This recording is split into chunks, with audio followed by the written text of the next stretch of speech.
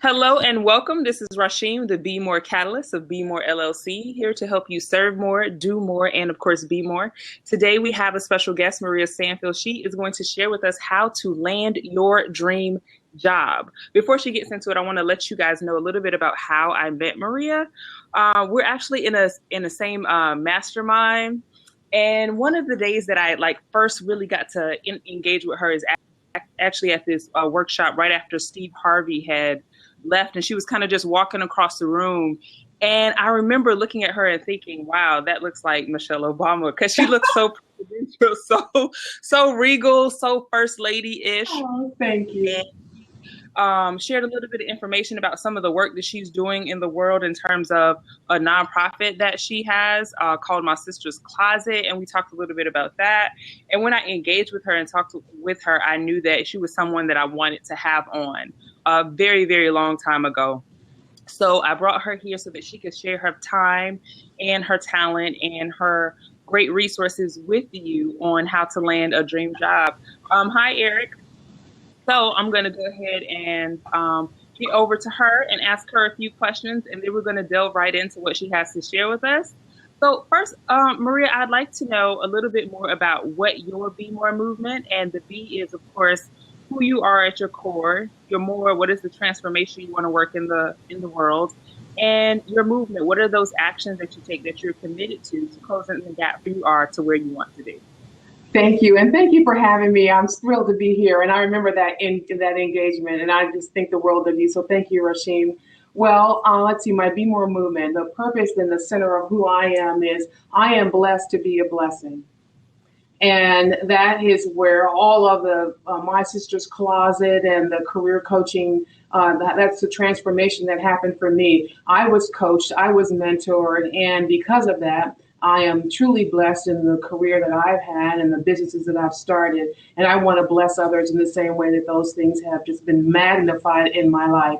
My Sister's Closet is a faith-based organization, and so that's where the blessing piece comes from. That is really the core of who I am. I am a wife of Kevin Stanfield, my king. I have three beautiful daughters who are now adults, and soon to be a grandmother in just 2 months. So I'm really excited about that from the personal side, but also to be that role model for my daughters, other women, and I am really excited to be able to share. I pour in multiple streams and areas, and I'm going to talk more about that from a career development standpoint. I'm happy to share. Yay. All right. So one more question that I want to ask you before we get into the lesson. I want you to tell us something about Maria Stanfield that we can't find on your bio. Okay, well, so you said you met me, and I'm going across the room, and you started this nonprofit, and I'm doing this, and all that's awesome. Well, you didn't see me before. You see the woman I am today. And what you don't know about me is the woman that I had to transform into when I was so insecure and self-conscious and a whole list of things. But what most people don't know is that when I started my career in the corporate environment, and the reason that I started My Sister's Closet was it was common for me every Saturday to do all of the shopping for me, my husband, and my children at a yard sale. All of my clothing were secondhand, and that's how I started in my career. Everything I wore was $1, $2 at the most, and I paid more to have my clothes dry cleaned than I did to purchase them. And so most people don't know that about me.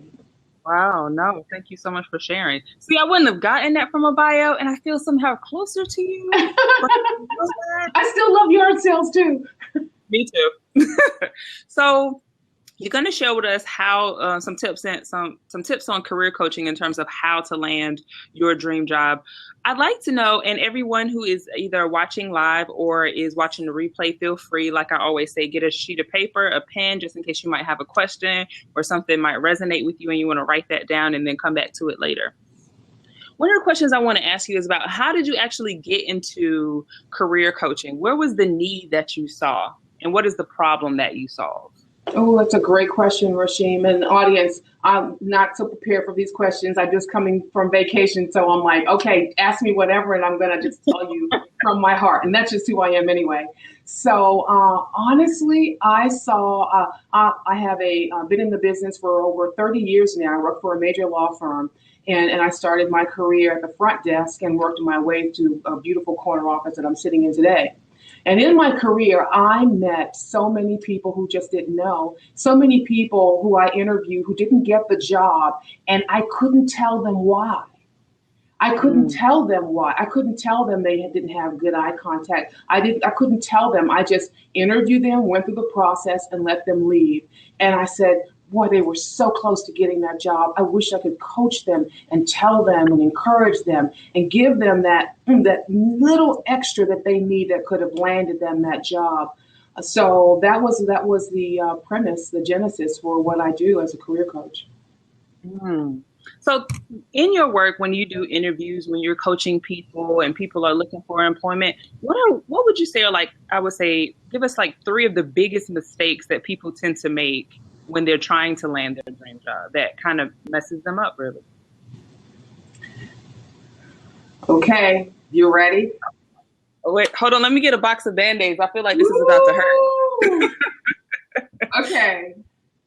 Number 1, your resume does not truly reflect your experience and skill set. And so you go into the interview and you're asked questions specific to the job that you've applied for, and you don't have a clue.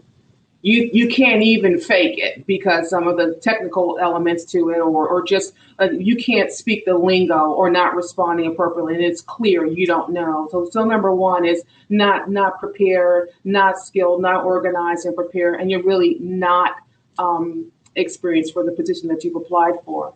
The second thing is, I'll honestly say, is this personal interaction. Like a lot of the things that we do in our first pre-screenings are just like this on video. So sometimes there can be a delay. You have to be cognizant of listening clearly, letting the interviewer finish. Good eye contact, even on a video. So this is important. Most people don't prepare for a video interview. And that's becoming more and more relevant in our the skills that the project processes that we go through now. So this first pre-screen, engaging even through the web. And then finally, the third thing I would say is that folks are not, we don't interview often. We don't prepare for that. Get in front of a mirror. How do you look? How are you responding? How does your face look? Are you smiling? Are you angry? Are you not? Are you not making good eye contact? Are you looking out the window when you're giving your responses? That's a big one. People are looking off and they're looking around and not making good eye contact. What does that say about a person when you're talking to them? Not even an interview. When you're talking to someone and they cannot make eye contact with you, what does that say to you? It makes you think. I have a lack of trust there. Like, I don't trust them. They're up to something. They're hiding something. They're making it up. Yeah, they're not. They're making it up. They're pulling it out of the air. They're not.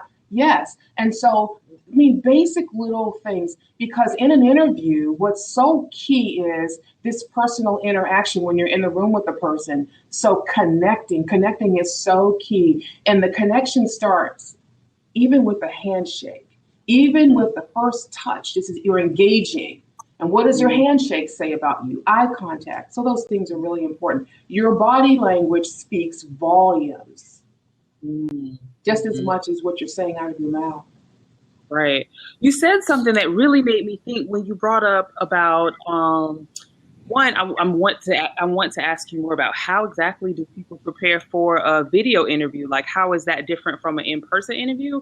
And when you just brought up eye contact on a video, I was just thinking to myself, I'm like, right now, I don't know if I'm making good eye contact or not, because I'm looking at your video here, but eye contact is probably the camera. The camera, boom. Up there.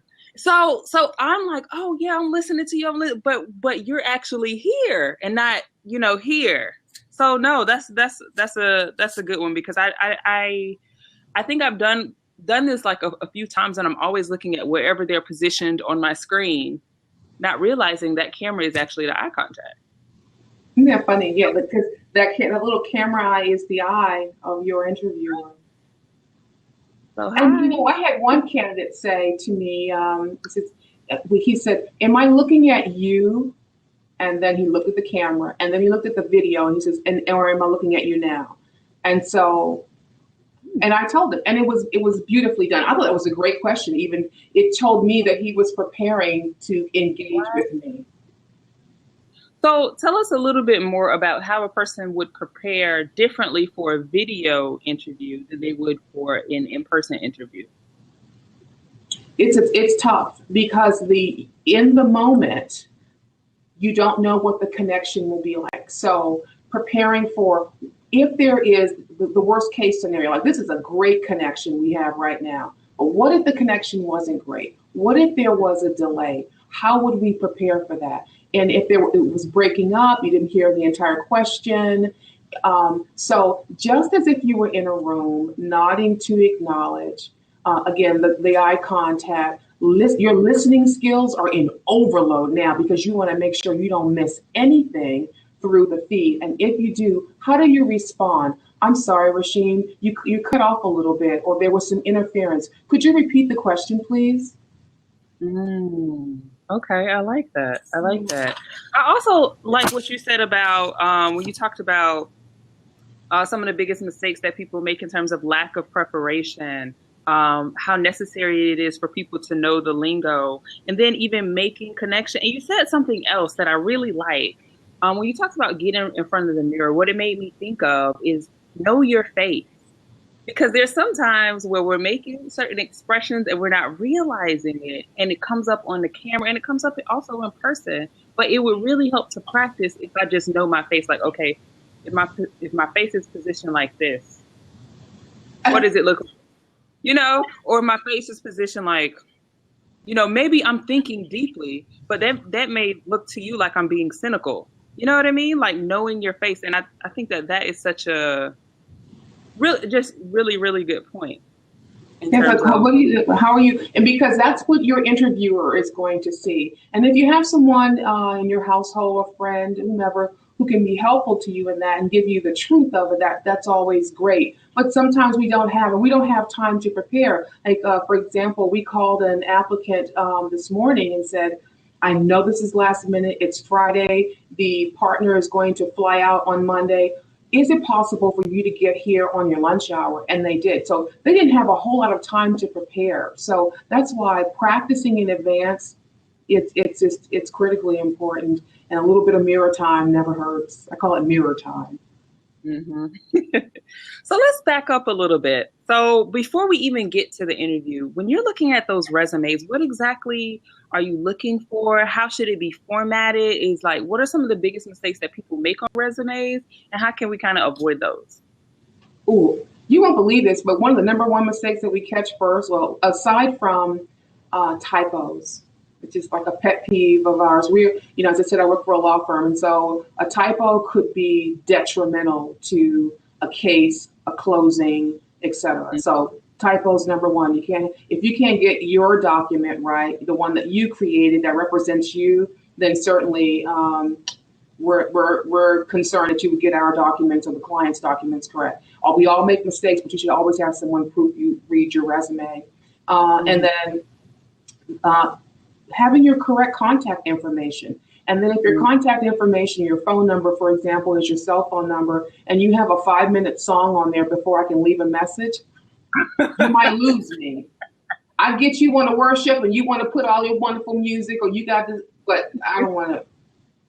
Right. But a lack of contact information, surprisingly, I had a HR a person that I know that had an HR background, and she forgot to put her contact information on. She's like, "How could I have forgotten that?" But frankly, it happens pretty frequently.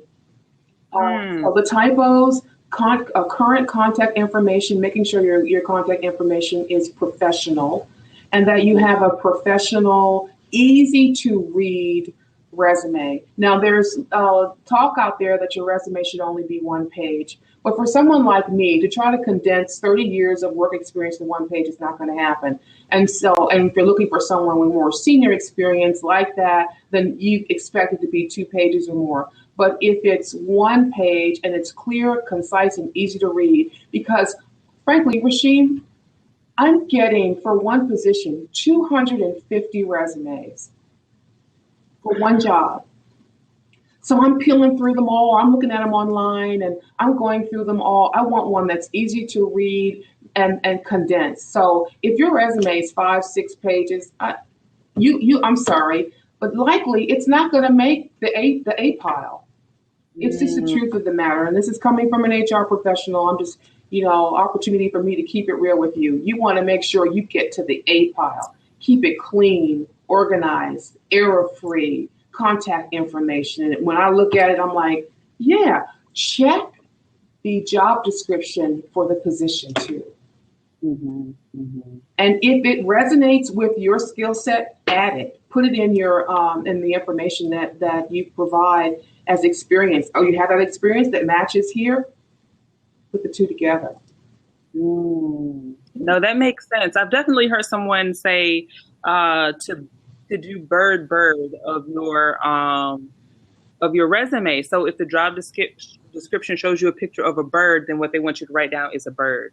So don't, and I think that also speaks a lot to actually designing and making your resume actually fit the job and not just using a blank resume for all of the jobs that you go out for, right? Right. That's exactly right. Yes. You said about how it should be organized. What should be at the very top? I mean, outside of the contact information, I've heard some people say you should write a purpose statement, hit hard at the beginning. What's your recommendation for the organization of the resume? People have the purpose, their objective, other information, and that's fine. There's no hard and fast rule for that for me personally and for my team. And I know those other HR professionals that I work with are the same. We don't have a hard and fast rule on that. It's more that the dates are there, that they align, and the information is if you have, let's say that you have a 20-year career and you're trying to condense it all in a 1 page, that it's not so jam-packed, but it really should be a page and a half. So that it's, again, simple and easy to read. So exactly what you have at the very top below your contact information, an objective or not, a purpose or not, it doesn't really matter. So don't get so caught up on that. What's really key and important is, do your skills align with the job that we have available? Are your dates, are there any blank spots in your resume where you weren't working and I don't see you were in school, volunteering, or doing anything else, that there's a reasonable explanation there? Also, your resume is to get you an interview, not the job. Not everything has to go on your resume, right? Because you want to have something to speak to. Your resume is that platform to land you that interview. You can think about it in those 2 parts. The resume gets you the interview gets you the job. I never actually even heard a person put it that way, but that makes sense, right? It's like, this is to get your foot in the door. Right. And so what people probably do, and I'm sure I've done, is just try to put everything on there. Like, I want them to know this and this and this and this and this. And I'm so wonderful and I'm so great. And you are. But if you all go on that 1 piece of paper, and let me learn that through the engagement that we have with the interview. Yeah, no, that's good. That's really good stuff. So I want to know, what are some of your favorite tools and resources in terms of what you would refer people to reference if they are working on developing their resume, or if they're trying to land their dream job? Are there some links that you use, that you go to? What are some of your favorite tools? Well, first, let me say, I have an upcoming series that's coming out, and you can join me on Facebook, and I'll give you my information toward the end of this video. But stay relevant. It is so important that we are. If you think about banking, 10 years ago and today, how the two are so different. Staying relevant in the workplace. We used to go into the bank and cash a check, or we spent more time inside of a bank than at an ATM. Now, we don't even really have to go to an ATM unless we want to get cash, because everything else we can use our card. But so staying relevant from the bank to the ATM to online banking, right? And swiping your card, right? You can even just use your phone now. Just use your phone, boom, and you're done. So staying relevant technology-wise with your skills, learning new skills, staying ahead of them. If you're not learning a new skill, you're behind.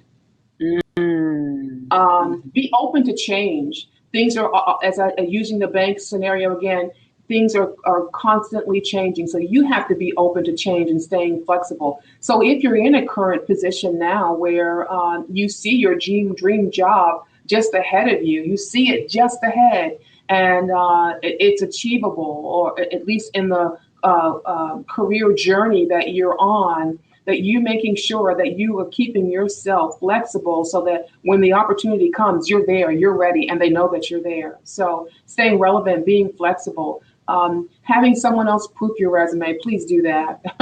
That's so key. Again, back to the mirror time, using the mirror time, going on LinkedIn, making sure your LinkedIn page is up to date. Recruiters are constantly looking at that, And also, on a side note, speaking of social media, a lot of employers are looking at your social media page outside of LinkedIn. How are you showing up? How are you showing up outside? So I can meet you. You can put on your great interview face. You can show me a beautiful document of your resume. Or who are you really? See, that's what an interview is going to try to get behind. And when you can't get behind that, you're going to dig a little deeper. And now it's really easy. How are you showing up on social media? No, that's good. That's good, because what it puts me in the mind of really is, your resume is like your marketing material, and how you show up on social media is kind of like your branding. And are those two consistent? Yes. And who I am in person, is that consistent? So I love that. And I just want to do a quick recap on some of the things that you shared. And then I want to give everyone an opportunity who wants to take a deeper dive with you. I know for some of us, it's probably, this was good. This was enough. I'm good. I don't need any more. But there's some other people who might want to take a deeper dive, whether it's people here or people who might be listening to the recording. So I want you to give them an opportunity of connecting with you. But before we do that, I just want to talk about Maria touched on one of the key mistakes in terms of a lack of preparation, how important it is to know the lingo of the organization that you're going to. Also, know your face, practice in the mirror. She also talked about updating your LinkedIn, staying relevant. People are checking that. How are you showing up on social media? What is your connection like? And also, one of the things that you said that really resonated with me for whatever reason is if you're doing a video, that is the eye contact and not this. And I'm still working on training myself.